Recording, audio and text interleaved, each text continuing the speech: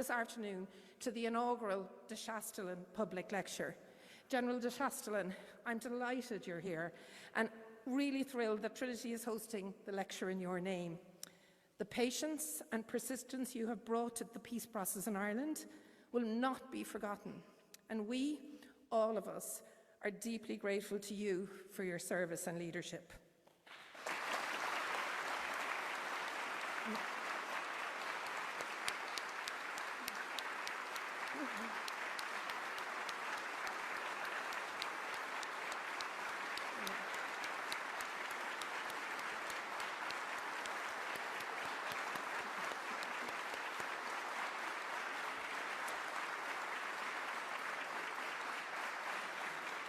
I think that was very, very heartfelt. Prime Minister Carney, I'm just so thrilled you're here with us in Trinity. It matters to me hugely that the person who made that speech in Davos is here in Trinity. You're so much more than...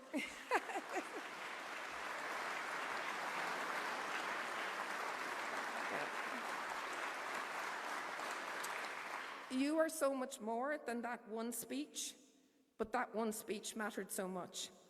And to put that in context here and now, next week this hall will be filled with talented and hopeful students graduating from Trinity. I cannot but think that they're heading into a very troubled world. It's hugely important in that troubled world they can also see that there are people who will stand up and offer a vision and a way forward. You did that in spades in Davos, and more importantly still, your actions follow your words. In my few words here today, I would like to say to you, drawing on your words from Davos, that I believe that universities have a big role to play in wielding the power of legitimacy, integrity and rules, and working together to help create that third path with impact that you spoke about. Here in Trinity, legitimacy and integrity are central to how we both serve and challenge society, even more so in a world of conflict, climate and biodiversity crisis, and rapidly evolving AI technologies. And we know too that working together is essential in finding the kinds of solutions the world needs. This is an international and outward-looking university. And I'm happy to say that we welcome over 200 Canadian students here each year. Over the last 4 years alone, we have collaborated with 125 Canadian institutions, academic, medical, government and corporate. And in that time, Trinity researchers have co-authored over 1,300 publications with Canadian researchers, and that collaboration output is growing. At Davos, you pointed out that the multilateral institutions on which the middle powers have relied, architectures of collective problem solving, as you call them, are under threat. Your examples of the WTO, the UN and the COP were given. But there is one architecture of a multilateral collective problem solving nature that is still intact and of which Ireland is a key member. From my perspective, this is the EU Framework Programme for Research. It's much more than a funding mechanism. It's a multicultural, multilingual vehicle for the deep valued-based international cooperation you are advocating for. Canada is one of the 22 countries from outside the EU which enjoys associated membership, and many more are waiting to join. As Ireland heads into its presidency of the Council of the EU, I say that this is a substantial soft power, or, if bolstered further, could even be a superpower of the EU, and it's worth fighting for. As is ensuring that Canada has a speedy accession to the next framework programme, FP10. We can together up our game, and this can be a foundation for real competitiveness. Competitiveness is one of the key priorities of Ireland's presidency, and universities in Ireland and Canada and across Europe can be places where that competitiveness can be accelerated, underpinned by a value set and an integrity that makes this fight worth it. And all of this I can say in a different way by borrowing a phrase from Pope Leo, magnificent humanity. And while he used this in the context of his encyclical on AI, I think it's a phrase that resounds much more. In Trinity style, and an acknowledgement of this theatre in which our graduation ceremonies take place, in Latin no less, I say, Universitatem decet pro magnifica humanitate certare. It's fitting and proper for a university to fight for the magnificence of humanity. And as we look at the world today, it's right that we all here fight for the magnificence of humanity. And Mark Carney is the kind of leader who gives us hope for that fight. So I could not finish without mentioning Mayo, of course. Two of my three immediate predecessors as provost came from Mayo. Our former Chancellor, Mary Robinson, came from Mayo, from Ballina. And more precisely still, to mention the most important place in Mayo, among thousands of treasures in our wonderful library is the 9th century Book of Armagh, which mentions Ahagaur as the location where St. Patrick himself chose to build a church. So, Prime Minister Carney, gur raibh maithagat asúchta ceannaireachta le 100,000 agus 100,000 fáilte roid. Thank you for your leadership and welcome to Trinity College Dublin. We're so delighted and proud to have you here.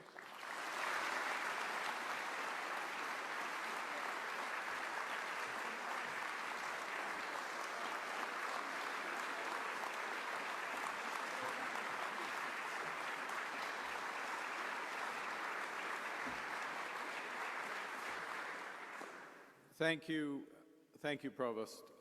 That was extraordinary. I'm not sure I have much to add, I'm afraid, but I'm going to.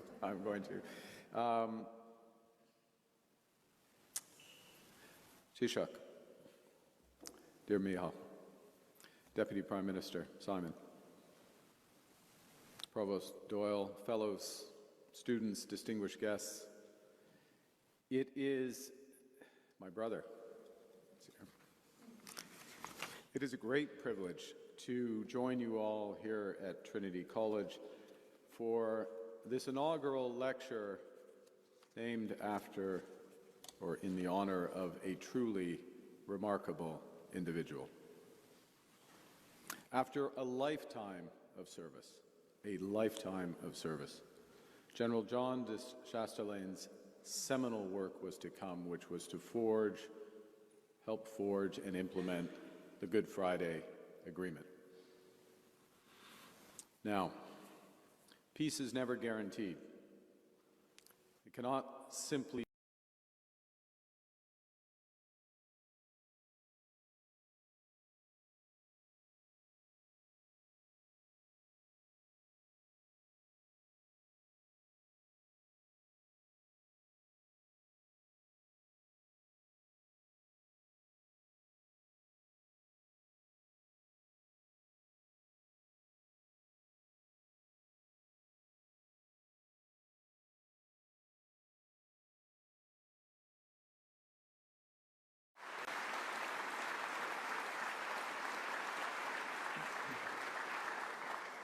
And it is my honor to be here at Trinity College, Dublin, much more than a university. A veritable wellspring of ideas, inventions, and, as we just heard from the Provost, enduring moral clarity. Some of the world's greatest contributions to science, art, literature have their roots here. Trinity alumni invented the steam turbine, the modern stethoscope, pioneered radiotherapy, linear algebra, coined the term electron, introduced the world to Count Dracula and Dorian Gray, Gulliver and Godot, who should be here any minute. There you go, that's my joke. Trinity students today, the graduates you'll soon welcome in this great hall, are building on this legacy, and as the Provost just underscored, Canadians are sharing in this quest. And for their benefit, I will say a few words in our other official language. Aujourd'hui, je parlerai de l'importance de la relation entre le Canada, l'Irlande et l'Europe, de notre vision transatlantique commune et unique, des choix auxquels nous sommes confrontés est déterminant, influent et une force pour le bien au cours du siècle à venir. Et de l'impératif qui est le nôtre, bâtir avec ambition et bâtir ensemble, guidés par nos valeurs et notre perspective commune. Canada and Ireland are transatlantic nations. I'm going to call to mind a story my parents tell me, and that many will know. 15 centuries ago, St. Brendan, the navigator, stood on Ireland's shore and looked west. He built a curragh, and with his companions set sail into the unknown, guided by little more than faith, curiosity, and a conviction that whatever lay west was worth discovering. Those early Irish voyagers realized the Atlantic did not separate worlds but connected them. Now, centuries later, as Western civilization went through a period of profound upheaval, Irish monks collected, illuminated, and preserved the books and the ideas that were being lost in the tumult. Plato and Aristotle for reason, Horace and Homer for poetry, the Book of Kells for prayer. That tradition continued here at Trinity, which became the center for the Irish Enlightenment. First, as a refuge for debate and knowledge, but then as that beacon of wisdom and truth. In the classrooms, Irish authors, artists, economists, philosophers, I snuck economists in there, there must have been some, used ideas such as St. Brendan, or just as St. Brendan used his curragh to connect worlds. Now, in truth, it's not recorded whether St. Brendan and his companions landed in Canada, but let's just say that they did. But I can tell you that the first Irish person to officially make the journey was Ty Gobrennan of County Kilkenny, who arrived in Quebec in 1661.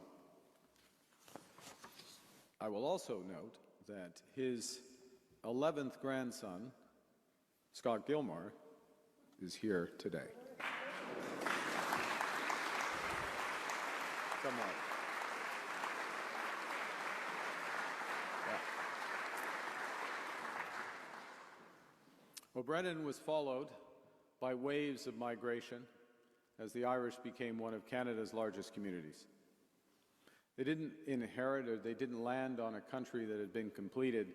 They helped build it into the strong and proud nation it is today. The Irish revolutionary Thomas D'Arcy McGee became a Canadian father of Confederation, a contribution we've memorialized by putting his name on the pub next to my office. Very handy. It's easy for me to remember that one. John McCall, alumnus of this college, became the University of Toronto's second president and the person who shaped that great university's early years and set the very high bar for its ambitions. Louise McKinney, whose family emigrated from County Cavan to Alberta, became the first woman elected to a legislature in the British Empire. Irish labourers built one of Canada's first nation-building projects, the Rideau Canal, which I cross on my way to Parliament every day and on which locals skate every winter.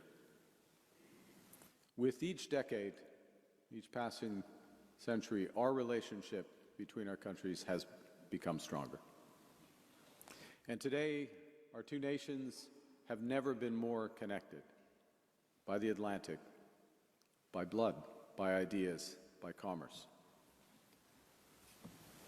As an economist, I have to give you some figures. Last year, over the last decade rather, our trade has grown, as the Taoiseach knows, by 150%. Canada is now Ireland's fourth largest trading partner outside of the EU. Over 75 Canadian companies operate here with over 26,000 employees. Irish companies employ over 30,000 people across Canada. Every year, almost 500,000 journeys are made between Canada and Ireland as students, tourists, entrepreneurs, and friends bring our nations closer together. We shouldn't be surprised by this. St. John's, Newfoundland is 1,700 kilometers closer to Ireland than it is to Vancouver. It takes 3 hours less to fly here. We're more than partners, we're family, brothers and sisters, literally and figuratively.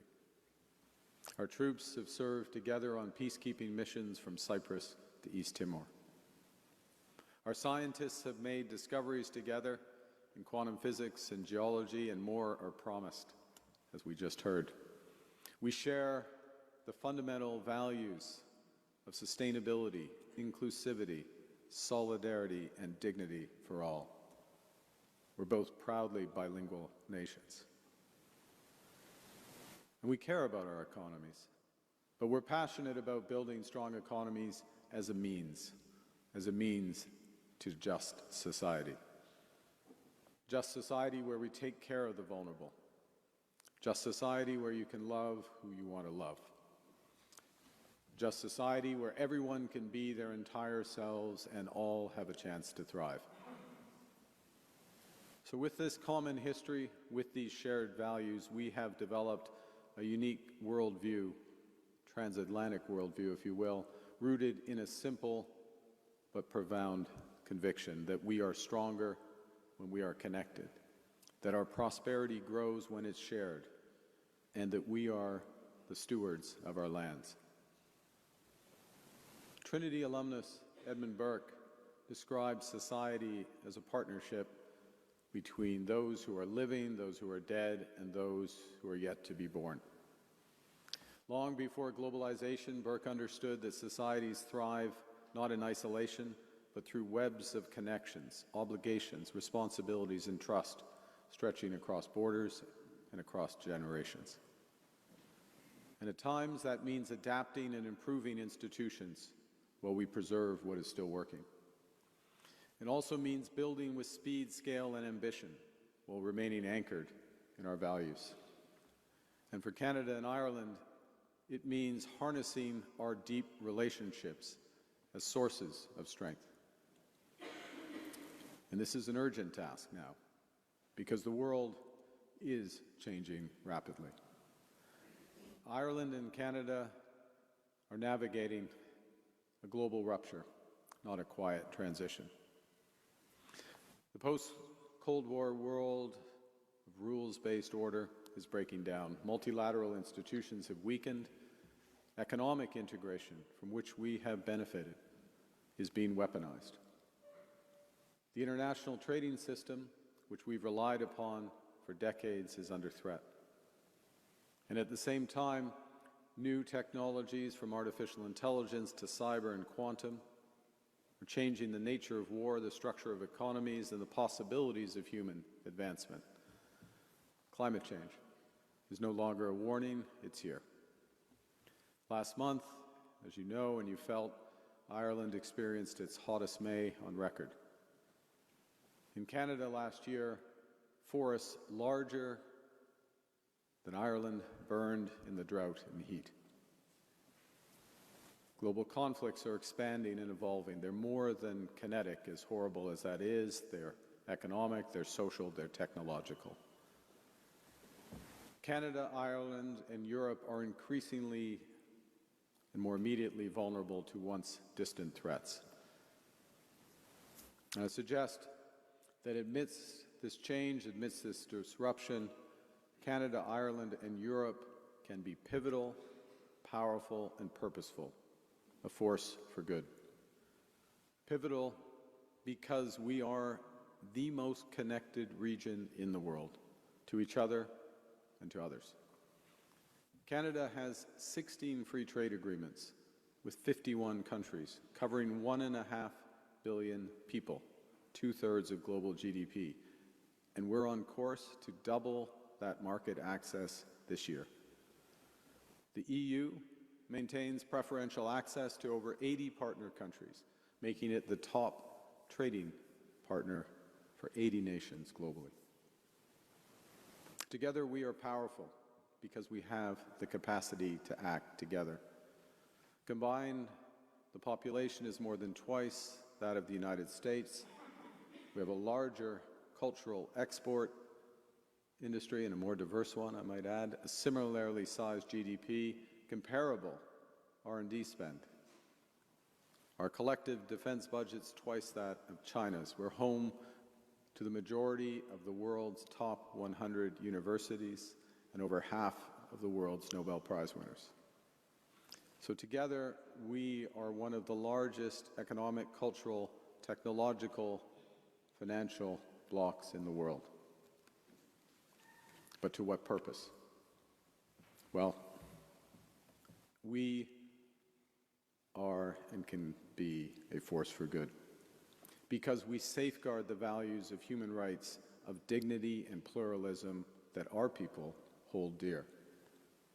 As with Burke's maxim, Canada and Ireland recognize our debt to those who built what we've inherited and our duty to those who will come after. So I'm going to make an analogy.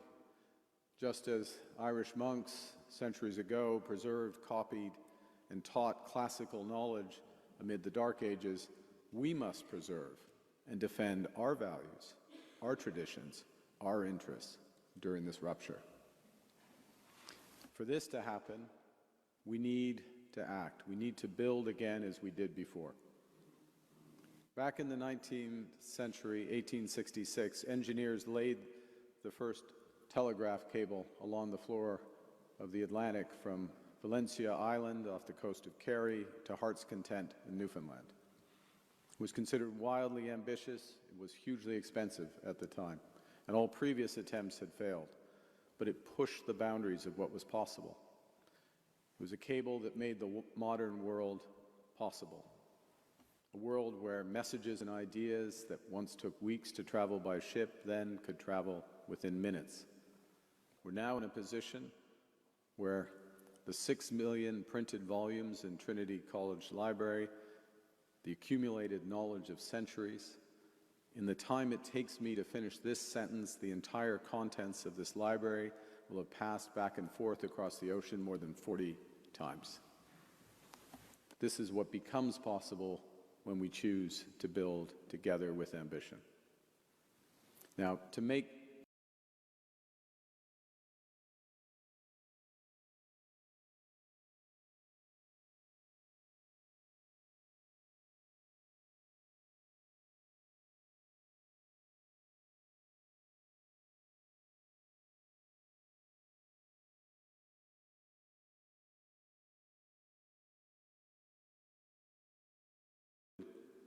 are concluding that they must develop greater strategic autonomy.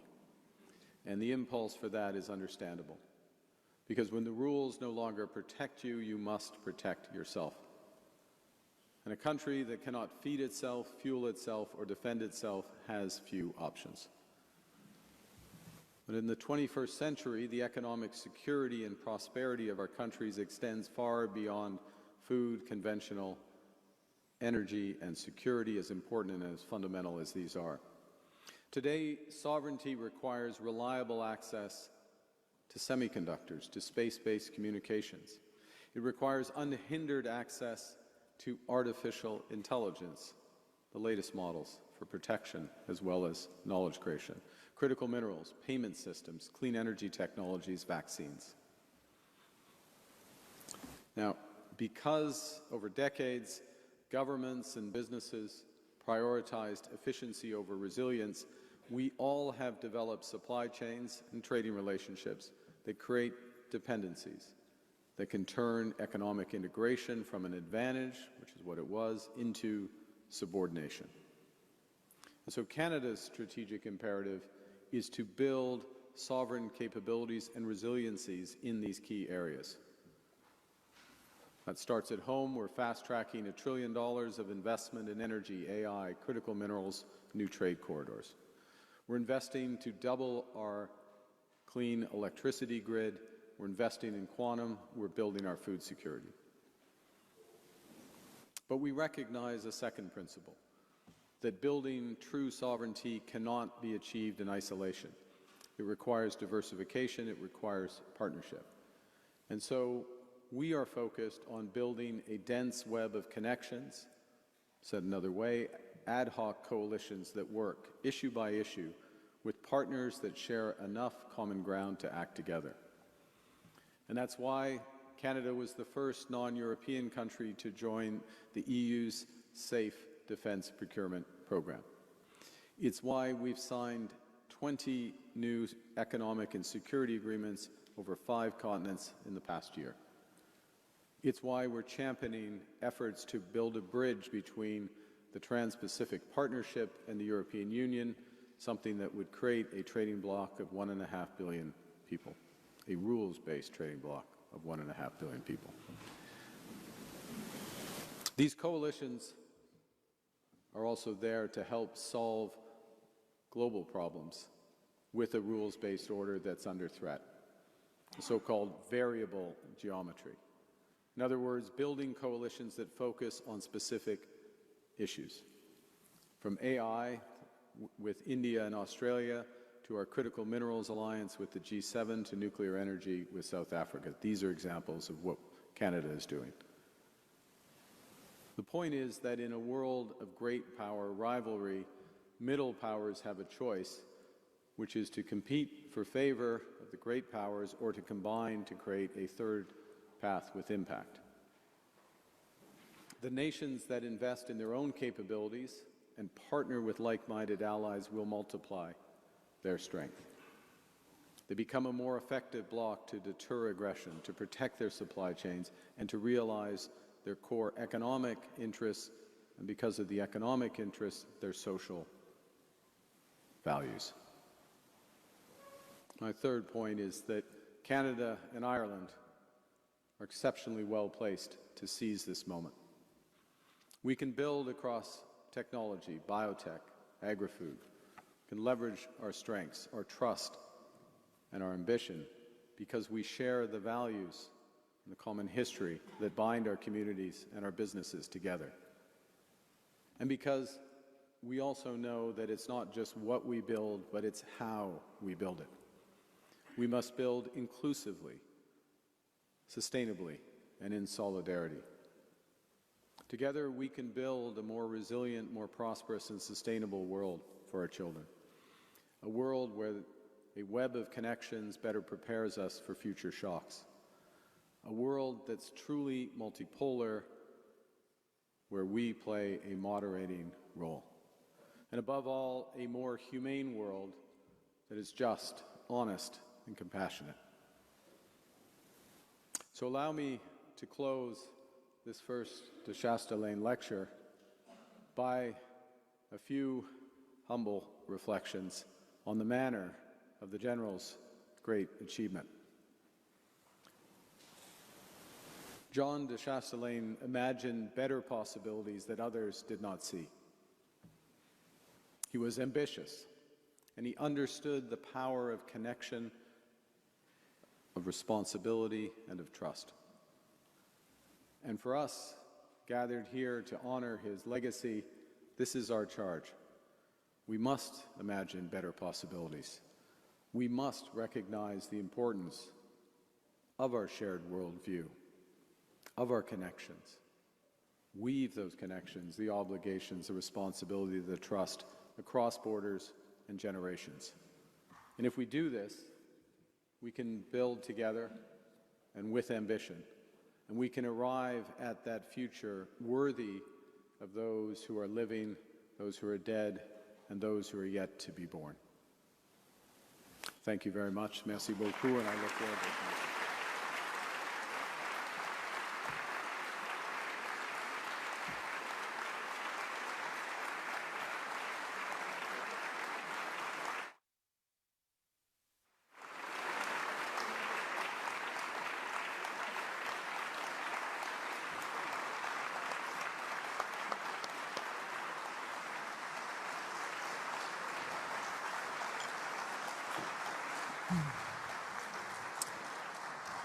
Goramila Mahagut Thainos on Oroid Shin, on Simul, on Spragul.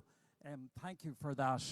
Really interesting, very interesting and stimulating speech. We were just saying as we were sitting down as well, they didn't put us in the seats behind because whatever about getting into them, I'm not sure if we'd be able to get out of them very easily. Thank you for such an interesting speech. As you've mentioned, and you were with the Taoiseach earlier today. You're going to Mayo tomorrow, which I'm sure will be a very exciting prospect. But then after the weekend, you're going back to France, having been there this week, for the critical G7 summit. And I wonder, the reference, of course, has been made again to your Davos speech, the rupture, the breakdown in the world order, essentially. Certainly the institutions that we're familiar with are under pressure. Is there a prospect at all at this meeting for even the beginnings of a sense of what a new order might look like? I mean, I'm conscious of the old Antonio Gramsci quote that the old world is dead, but the new one cannot yet be born. Are we still in that phase? Is it too much to hope for just some strands of possibility and opportunity in France? Yes, possibly. Certainly, here's a safe answer. The strands of that new order yet to be born could be woven in Evian, which is the G7, and maybe I'll justify that. First, who's at the table? It's more than the G7. More than half the meeting will include so-called outreach partners, particularly India, the leaders of India, the leaders of Brazil, the Gulf states as well. The leader of Kenya, Mr. Ruto, will be there. So a series of other partners which bring a broader perspective and a broader element of the solution. So that's the first. And it's a recognition that the G7, if it ever did run the world, no longer runs the world or pretends to. The second is there are a few issues that are moving, in my judgment, quite rapidly, where this absence of rules or standards or common coordination are laying bare the risks that we're running. And sometimes I'll suggest that it's easier to solve a new problem than it is to go back and fix the enduring one. And I'll make that tangible, which is that AI is effectively unregulated as we sit here. There are initiatives at the national level, the initiatives coming at the European level. We are taking measures, but the training of models, the accessibility to models and agents is unregulated. That has issues from perspective of child safety. There are other issues, but one of the other issues which is becoming more apparent is issues in terms of systemic risk to, for example, cyber or hacking, the ability to hack systems, whether they're in the financial sector, whether they would be other systemic infrastructure, utilities, and other aspects. The ability to share the defenses, or the importance of sharing the defensive, having common standards, not releasing models that have that power before others are ready, that is an imperative. That is something I'm certain we will be discussing at the G7. Will there be a magic communique that answers that question? No. Could there be the outlines of the answer and a sense of urgency to develop and implement the standards? I think that is possible. So that is a test of whether we move beyond Gramsci, so to speak. Interesting, because you were reflecting on sovereignty, and it's very interesting the sense that you have, and President Macron has made similar points about sovereignty and what it means. And our traditional sense of what sovereignty is, of course, is kind of disappearing, and certainly territoriality, territorial integrity, and these things. Of course, these are minor matters now compared to the bigger questions that you've touched on. I wonder, would you elaborate on that and pick up maybe on the point that you've just been making, that in a sense, the challenges are they're not just state to state. It's not a question of states seeing themselves vis-a-vis the other state, as I say, like territory or whatever. These are the much bigger cross-cutting questions: technology, AI, resilience generally in the world. Is that what sovereignty and advancing sovereignty means for you, strengthening resilience? So to go to a very basic level, you know far a richer sense than I, but sovereignty includes the ability to decide. And what we've discovered is that, yes, it's not just the conventional aspects, although we do obviously have horrific violations of territorial integrity and traditional sovereignty, food being used as a weapon in war as well as others. But the ties between nations being used as extreme leverage to dictate policies more broadly. So the lesson we and others are taking from that is, in order to develop that greater strategic autonomy, you either have to be an exceptional country that can do everything for themselves, not many of those around, and certainly if you're a middle power, you're not going to discover that, or you have to find partners, not just one partner, but multiple partners, so you have some resiliency, some redundancy, some diversification, but those partners should be first and foremost countries with whom you agree on most things. And what we're discovering as Canada is that, well, we end up at the table with Ireland. We end up at the table with Ireland for the coalition of the willing for Ukraine. Okay? We all know Ireland's history of neutrality and focus on defense and security, but a commitment to peacekeeping. So being there so that when there is a peace, that peace can be held and reconstruction be there. We end up with Ireland, Ukrainian children, Michal and I, we were there. We are with Ireland in a series of, and Ireland and the European Union on a series of these economic issues of economic standards and integration. I won't go into the detail on that. So when you're together for the outcomes which reveal your values, then you think, well, I'm more likely to be able to rely upon that partner if it's knitting together my intelligence infrastructure, to talk about AI, or my critical minerals in order for my battery chain, because we're not going to be in conflict, I think. I mean, it's revealed preference, to put it in a fancy term, I guess. Now, you asked at the start of your question a critical element here, which is basically the power of I'll say it, of the hyperscalers, but the large technology companies, the transnational technology companies, and how that potentially impinges on sovereignty, and how one repatriates sovereignty in a hyper-connected world. And that is one of the fundamental issues. It is one of the fundamental issues. And it is not part of it is about the actual hardware, physical infrastructure, but that's only a component of it.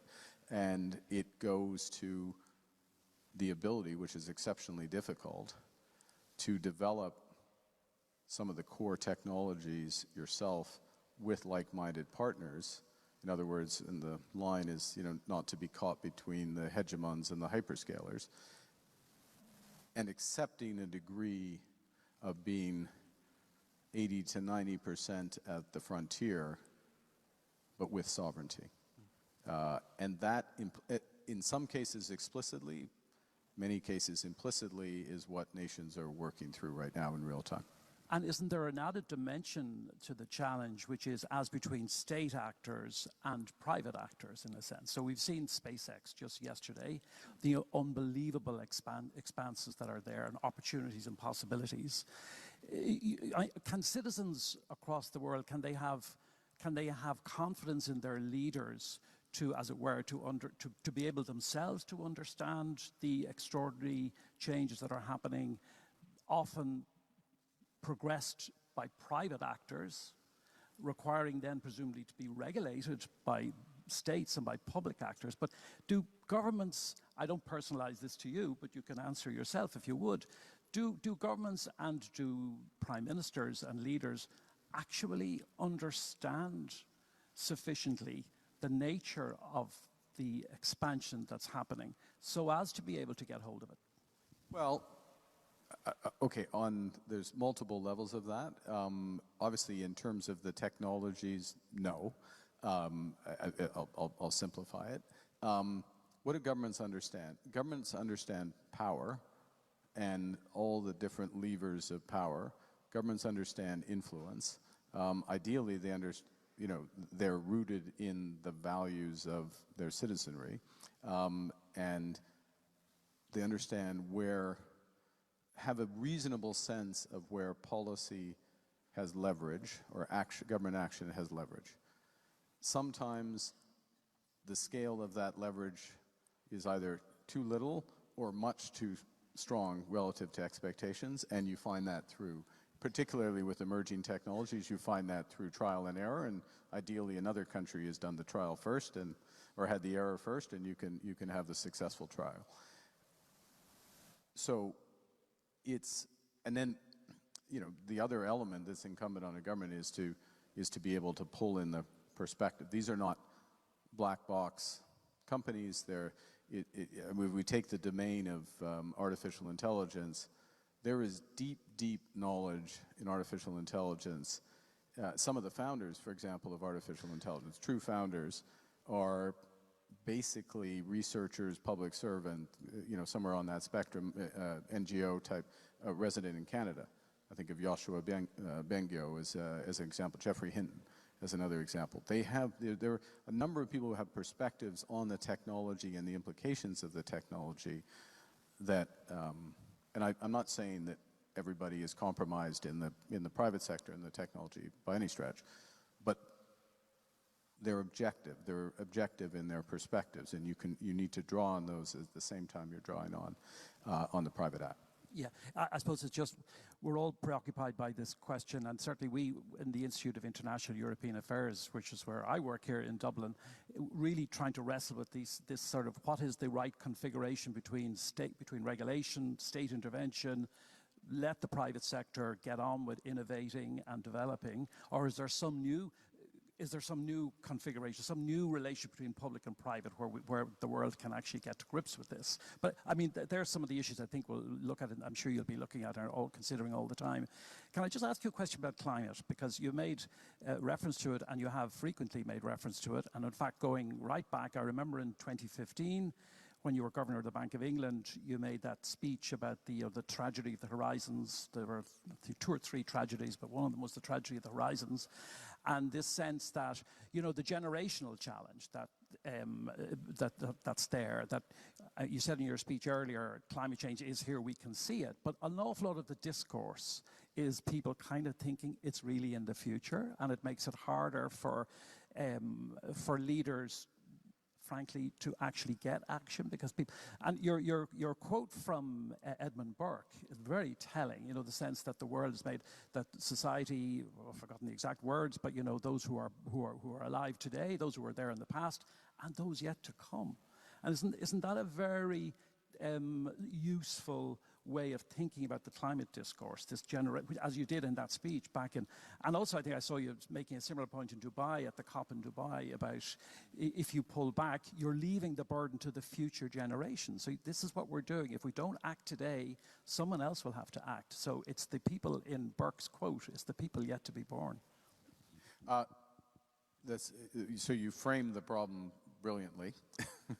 And the challenge in climate and many other, as you know, public policy issues, and certainly the front row there knows this well, is that doing the right thing, living up to Burke, if I use the quote, the proof of being right, or the payback, is beyond your political cycle, potentially certainly the electoral cycle, often beyond your career, even if you're very successful.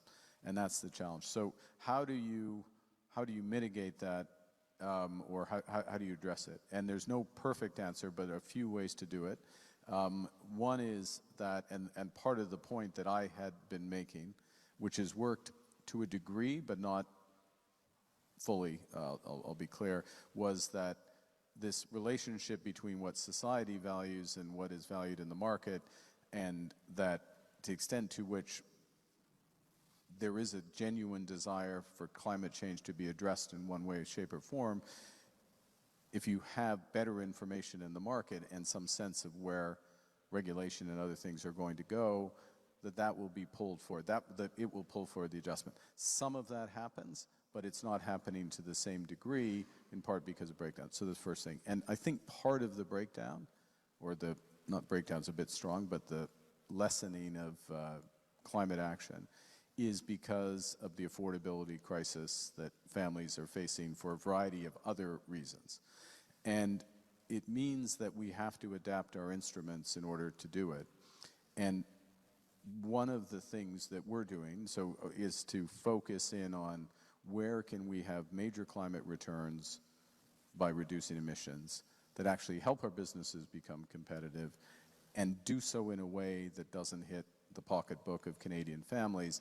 In order to do that, and the short answer on that is on electricity and doubling the grid, and we're fortunate we have a lot of opportunities to do it, but we are going to need to do that in a way that spreads the cost over a long period of time, which means we have to use the government balance sheet explicitly, because otherwise the current generation is paying too much for the future generations. I know it's an odd way to say it's benefit, but it's a reduced harm to the future generation.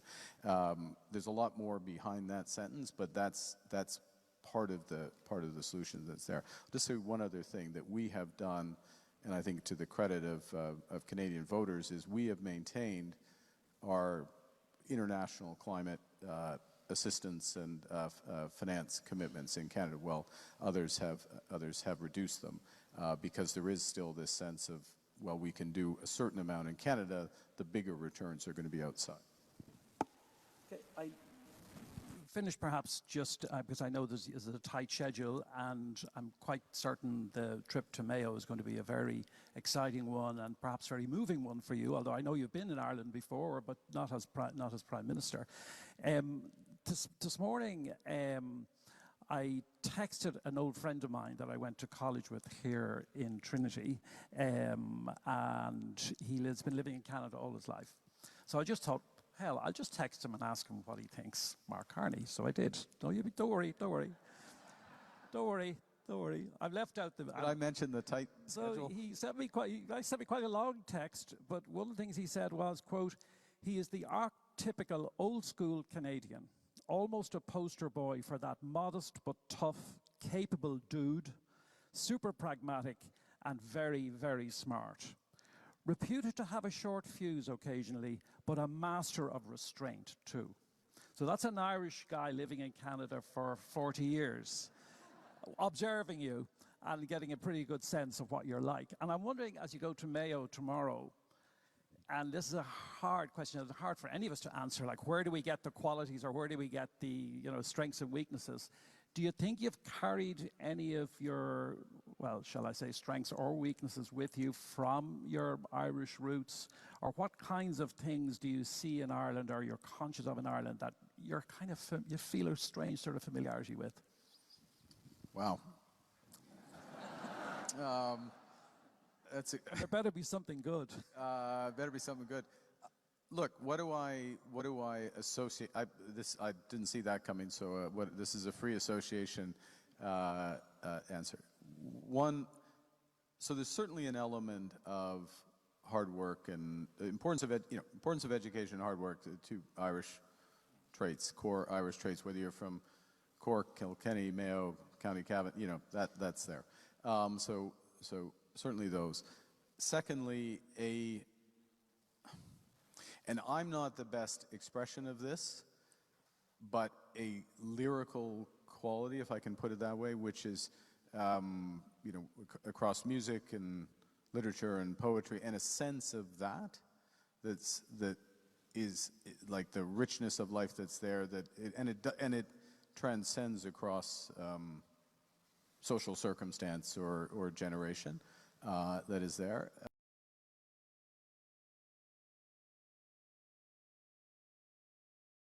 There's a big match tomorrow, a competitiveness and a will to win that comes with Mayo and their superior supporting. No, I think those are it's that combination that one has, and if you have a sense of, as one does, and I'll say this, and I'll let it finish.